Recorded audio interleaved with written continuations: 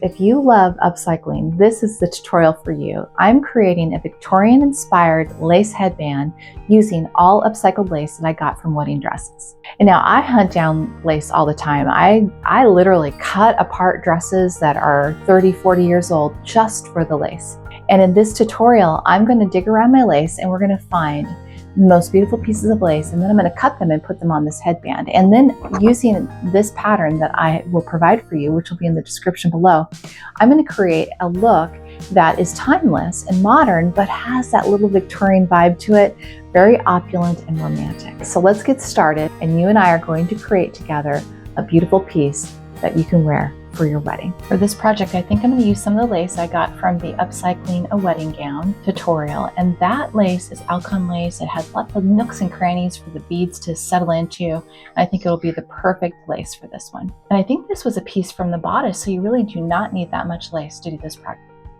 Let's talk about the pattern first. Here's the pattern that I have available, and you will just go ahead and use this pattern. You could also use your own configuration of it and make your own design, but this will be exactly what I'm using here in this tutorial. This is going to be the base, and this is going to be the lining. So there's going to be something under and something on top that we're going to be working with. All right, so I've already cut out a piece of felt and a piece of satin, and the reason I did that is so that the satin will be seen underneath the lace rather than the felt.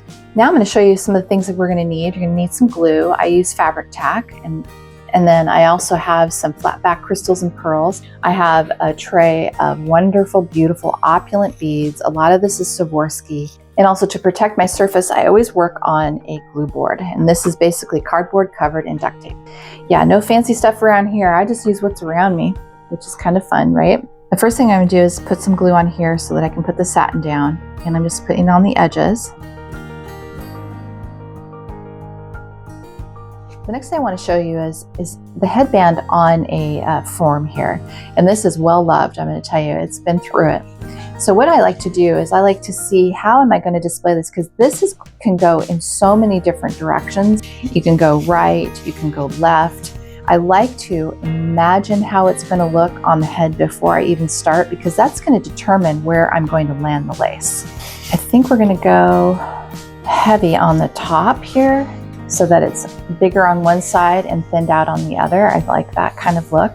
All right, now that I know that I'm going to do it in this direction, we're going to land that down on the board in the direction that I'm going to be doing it.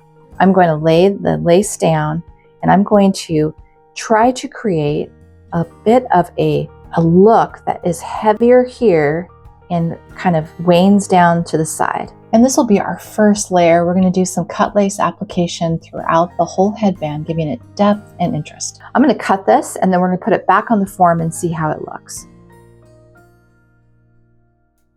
Now that we have it, let's glue it down and get ready to do the cut lace application. We're going to fill in little spots here and there. And the first thing I think I'm going to do is cut a flower. We're just going to put that flower on there, glue it down real good, get all the edges down, and then fill it in. Look through your lace. I'm going to put a leaf here. I'm going to just cut it and start applying that same as I did the flower, making sure all the edges are down. The goal is going to take that straight edge and make it scallop to give it movement. Here's a flower. I'm going to stick that on the edge, and I'll continue to do that throughout the band. I'm going to cut more flowers and more of the leaves, and I'm just going to build it up and bring in more of the swoops. And I like to take flowers and put them over just to kind of blend it all together. As you get into the center, you're going to start building up. Pick flowers that are similar to what you have and build that up from there. That gives nooks and crannies for little beads to go into. You're going to do this throughout the edge of the entire band. That gives it a cohesive look and makes it look like this was born that way. All right, I think we've got it. So I made sure that the edges were rolling all the way around. Now I'm going to go ahead and put that on the head form. So it's looking beautiful all the way around. Now it's time to have some fun. Let's do some beading. I think for this project, I'm going to use some silver seed beads, some off-white seed beads, some clear Swarovski crystals, some Swarovski pearl in a 4mm and a 3mm size, freshwater pearls in multiple sizes, some flat back pearls, and some flat back crystals. To get started, I'm using some invisible thread and a 11 size needle. And I'm just gonna go through the lace, and I'm gonna accent the lace. I love accenting the flowers. I love putting pearls in the center, crystals throughout. You just wanna take your beads and make the lace speak. Just kind of bring the beauty of the lace out, and the beads make it make sense. You know, putting the beads in the little nooks and crannies is wonderful. And as you're going through, it does get a little hard to sew through all the materials. And so I do get some pliers to get a little extra help. And if you don't want to bead a ton, just go ahead and use your flat back crystals and your flat back pearls. That's a great way to accent the flowers and looks amazing. And as you're entering into the outer rim of your headband, that's when I love to use my seed beads. And I love to do like a combination of 2 of the off-white and center it with the silver, and then 2 more of the off-white.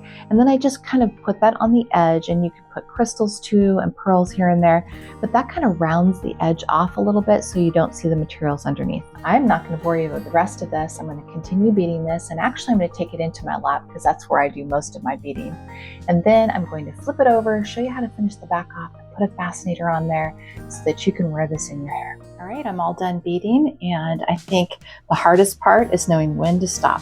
And I feel like this, what I was wanting it to feel, is encrusted and very opulent and beautiful. And I love how the freshwater pearls give it that height, and all the lace in between, all the sparkle of the flat back crystals. Now I'm going to show you how you're going to then take this absolutely beautiful little piece and back it. So turn it over. And you're going to take your lining pattern and cut out a piece, and I use the same fabric, and I'm just going to glue that on like this. All right, once you've got that on real good, then you can put your clips on. So there's a couple ways you could do this. You could put, this is button loop. I use it as bobby pin loop. You can put some loops around it, and so you can just fasten it with some bobby pins. That's really a great way to do it. Or you can take these nice flatter clips or baby clips, and these are awesome too, and that's what I'm going to do with mine. And I just put one on both sides, keeping it so that it keeps its shape. And the way I do this, I just take a clip, I glue the back, I put some felt on it, and then I sew around the teeth, and then I glue that on. And I just place that on both sides, and you could put a loop there if you need to, and a loop there. Kind of play around with it until you get it into the hair the way you like it. And then I would sew those in, because when you're putting this in and out of the hair, this will potentially pull out. So just go ahead and just real quick hand sew those on. Here it is in the hair. It's so pretty, right? It's just so sparkly and can go so many different directions. It's such a beautiful piece. It's timeless and will go with anything. And if you want to accent this with a beautiful French netting veil to make this have a vintage vibe, check out this tutorial and I'll show you how to make a French netting veil to go with this beautiful lace headband fascinator. See you later, veil makers.